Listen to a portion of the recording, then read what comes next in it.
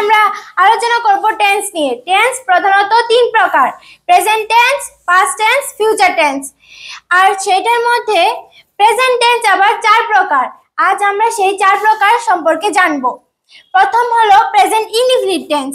Present indefinite টেন্সে হলো বর্তমানকালে কোনো কাজ হয় বা হয়ে থাকে বোঝালে সেটা হলো প্রেজেন্ট ইনডিফিনিট টেন্স। তার গঠন হলো সাবজেক্ট প্লাস ভার্বের প্রেজেন্ট ফর্ম প্লাস অবজেক্ট। এইরকম একটা উদাহরণ কেউ বলো একটু, বলো। আই ইট রাইস, এখানে আই হলো সাবজেক্ট, ইট হলো ভার্বের প্রেজেন্ট ফর্ম, আর রাইস হলো অবজেক্ট। এরকম আরো আছে he plays cricket, he plays football, she cook rice, এরকম।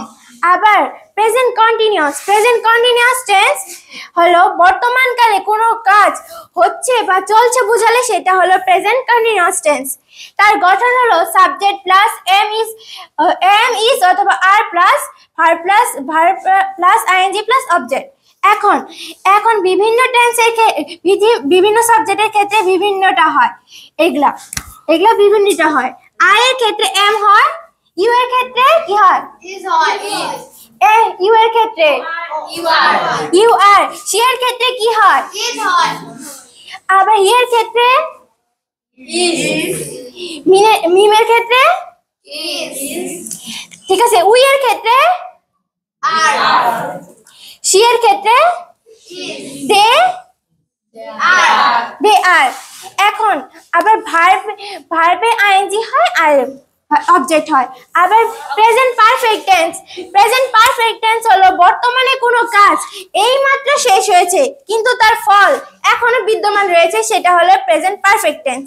এখন প্রেজেন্ট পারফেক্ট টেন্স হলো সাবজেক্ট প্লাস হ্যাভ অথবা হ্যাজ প্লাস ভার্বের present past participle plus object.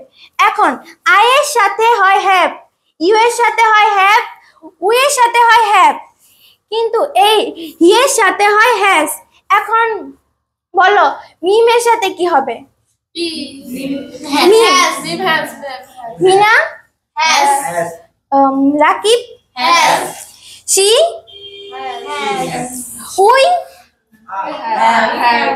We have না হ্যাজ? হ্যাজ। ঠিক আছে। এটা একটা উদাহরণ হলো you have done the sum. এটা হলো তুমি অঙ্কটি করেছো। ঠিক আছে। আবার হলো প্রেজেন্ট পারফেক্ট কন্টিনিউয়াস টেন্স। এটা হলো বর্তমানে কোনো কাজ পূর্বে শুরু হয়েছে কিন্তু তা এখনো চলছে, সেটা হলো প্রেজেন্ট পারফেক্ট কন্টিনিউয়াস টেন্স। এটা হলো সাবজেক্ট প্লাস হ্যাভ বিন অথবা has been plus verb plus ING plus object. এখন দেখো যে সাবজেক্টের ক্ষেত্রে যদি দেখো আই এর সাথে হয় হ্যাভ,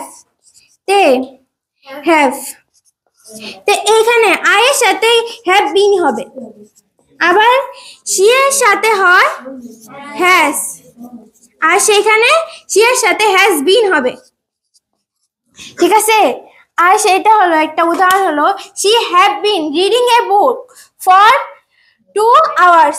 এখানে ফর হলো অনির্দিষ্ট টাইমের জন্য, যে এই 2 ঘন্টা, কখনকার 2 ঘন্টা, সকালের না বিকালের না দুপুরে, সেটা কোনো ঠিক ঠিকানা নাই, তার জন্য এখানে ফর হয়েছে। আবার it has been raining for since morning. এখন সিন্সটা হলো নির্দিষ্ট সময়। দেখো বৃষ্টিটা কখন হয়েছে? সকালবেলা। এইটা বোঝা যাচ্ছে যে সেই সকালবেলা বৃষ্টি হয়েছে, তার জন্য সিন্স হয়েছে। ঠিক আছে। এবার তোমরা এটা বুঝছো তো? শেষ।